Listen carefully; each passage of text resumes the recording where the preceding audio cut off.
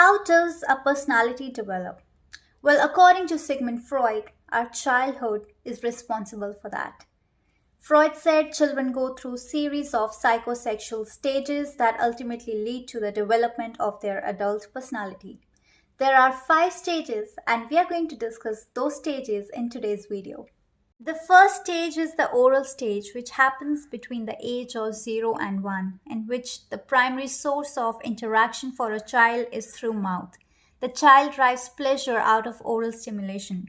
And because the child is completely dependent upon the caregiver, especially when it comes to feeding, they form a sense of trust and comfort through that oral stimulation. The main source of conflict in this stage is the weaning process, when you wean off a child from the breastfeeding to other sources of food. It is important that that process happens in a very smooth manner, because if it does not, the child can grow up to become aggressive and less independent. They can also grow up to form disorders like eating disorders and can form habits like drinking, smoking, and nail biting. The second stage is the anal stage, which happens between the age of 1 and 3. The primary focus here is on the bladder and the bowel movement. The main source of conflict at this stage is the toilet training, in which the child learns how to control their bodily needs, and learning to control that leads to sense of accomplishment and independence. The success at this stage depends upon how parents approach the toilet training. The parents should utilize rewards and encouragement whenever their child uses the toilet at the appropriate time, and not shame or punish their child for having accidents. Freud says that if the parents are too lenient, the child could grow up to have an anal expulsive personality. That means they could grow up to become very messy and destructive personalities.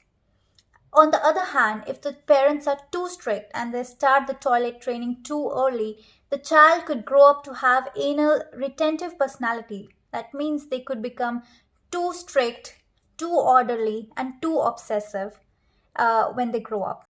The third stage is the phallic stage, which happens between the age of 3 and 6. The primary focus in this stage is on the genitals. The children learn to differentiate between male and female. Freud also talks about Oedipus complex. Now, where does the Oedipus complex come from? Actually, it comes from a very famous Greek play called Oedipus Rex, written by Sophocles. The story goes that there was a king and a queen who had a baby boy named Oedipus. But a prophecy was made that this baby boy will grow up to kill his father and marry his mother.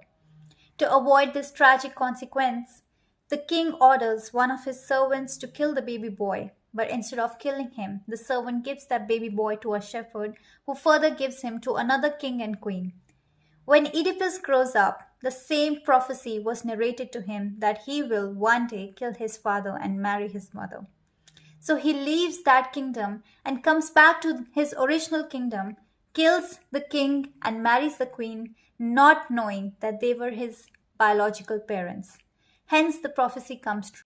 In Oedipus complex, Freud explains that a baby boy develops a strong sense of desire for his mother and wants to eliminate his father. But he's scared of his father at the same time because his father is way stronger than he is. So he develops a castration anxiety in which he's scared of losing his genitals. Freud explained Oedipus complex by taking Hamlet's example. Hamlet, the famous play written by Shakespeare. Freud says the only reason why Hamlet kept procrastinating killing his uncle Claudius, who killed his father and married his mother, is because Hamlet was living his Oedipal desire through his uncle Claudius. Well, it could be a far-fetched theory. Let me know if you agree with this in the comment section below. The fourth stage is the latent period, which happens between the age of 6 and puberty. Here Sigmund Freud talks about theory of personality, in which he gives us the concept of id, ego, and superego. Id is driven by the pleasure principle and requires instant gratification. Ego is driven by the reality principle, and superego is driven by the moral principle. Freud says that it's important that a child learns to balance these 3 aspects of a personality, because if id is too dominant, then the child will grow up to become too impulsive and destructive. If ego is too dominant, the child will grow up to become very inflexible and rigid. And if superego is dominant, the child will grow up to become very insecure because whatever he'll do in his life will never be good enough according to his set morals. The fifth stage is the genital stage. This starts at puberty and continues till death. This is the stage where an individual develops strong sexual desires for the opposite sex. While the focus is on the individual initially, interest in the welfare of other people slowly grows. This is the stage where your ego and superego dominates your personality the most. It's important that an adolescent is given right exposure so that they can grow up to become good adults.